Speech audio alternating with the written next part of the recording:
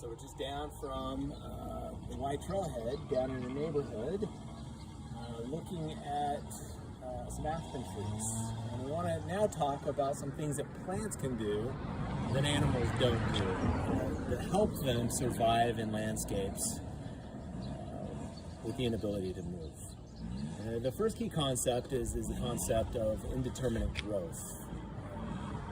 Animal growth is determinate, which means that once you reach adulthood, full maturity, we as humans and animals have the inability to grow anymore. Our growth is genetically predetermined. And when I was born, I was destined to be 6 feet tall, and my arm width was destined to be what it is today. And I have no control over that. I can't change that based on what happens within my environment. And because I can move, I don't need to change my physical structure. I don't need to be taller or shorter. I don't need to have a longer arm width. And so determinate growth patterns work for animals because they have this ability to move and change where they're at in the environment to survive problems that come up as they live on the earth. Again, plants are sessile, they're stuck in space, so they can't move. They can't use that strategies that the animals have of moving around in space. They're sessile, they're stuck in the same place. But their growth is indeterminate, which means that based on changes in their environment, they can alter their growth patterns. They can grow taller or wider or allocate. This is the principle of allocation. They can use the resources for growth to grow in certain directions to capture the resources that they need. And the way that they do this is by using what we call meristems. And you might call them buds. At the tip, the growing points of plants, this is an aspen apical meristem. It's kind of small. You can see it right here. This is bud or apical meristem. This is a growing point. And almost every branch on this tree right here has an apical meristem. And these meristems will divide cells and expand those cells to grow the branches and to produce new leaves. And the plant, because it has indeterminate growth, can decide which branches and which growth points it sends resources to. And what it will first do is perceive the environment it's in, identify which resource for photosynthesis is most limiting. Is it light? Is it water? Is it nutrients? And then it can send resources to those growth points that need to grow to capture those resources. And a really important one, of course, is light. Plants need light to do photosynthesis, and so they're very sensitive to light. They can perceive light, and then that gives them information to know which direction they need to grow to capture more of it. And right up here you can see an aspen tree that is growing. When it started to grow, it was growing next to all these really tall trees that cast a lot of shade. And so as it was growing, it grew in a way that allowed it to grow away from the other trees using indeterminate growth. And you also notice that it's sent resources to grow stems clear out to the east away from these other big trees so that it can capture more of that light resource. And an animal would never do this. We'd never grow a longer arm simply because we can move.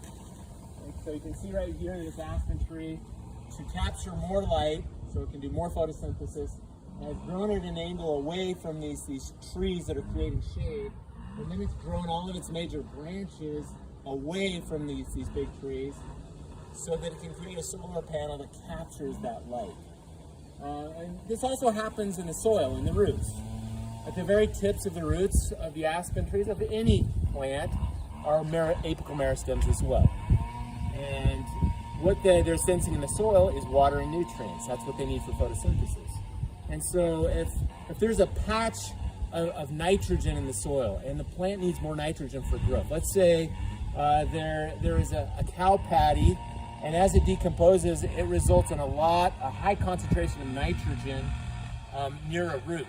Then the root can actually sense that there's higher concentration of nitrogen, activate root meristems that will grow towards that patch of nitrogen so it can capture that nitrogen and use that nitrogen resource to grow.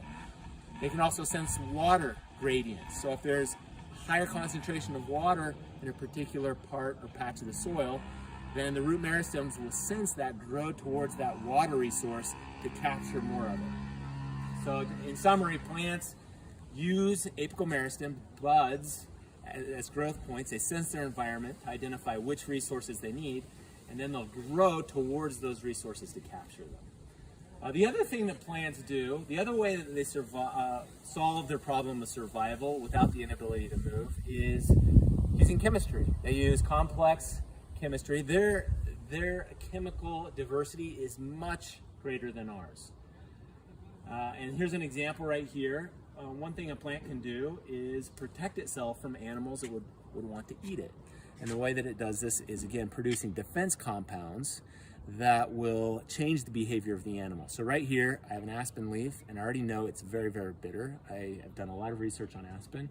It produces a defense compound called phenolglycosides, and if we dried this leaf down and measured it, it could be that up to 30% of the dry weight of this leaf is this one defense compound. So it's really concentrated.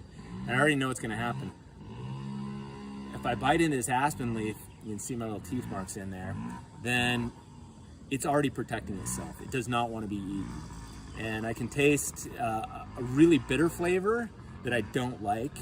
And what it's gonna make me do is I'm gonna start to salivate. I'm gonna start to spit, try to get this out of my mouth, and it's gonna record in my brain a bad experience that I had with this plant because of the chemistry. It's using its chemistry, complex chemistry, to cause a behavior change in me. I recognize the pattern of the leaf, and after this bad experience, I'm not gonna wanna eat this leaf again. And so plants use their complex chemistry to change the behavior of animals so that they don't just get decimated by animals that just eat them. They do it with chemistry. They also do it with what we call physical deterrence. They produce spines and thorns, sharp objects, where if you go and try to attack the plant or eat it, then it will cause physical damage to the tongue and lips. And that, again, that pain will cause us to avoid trying to eat those plants.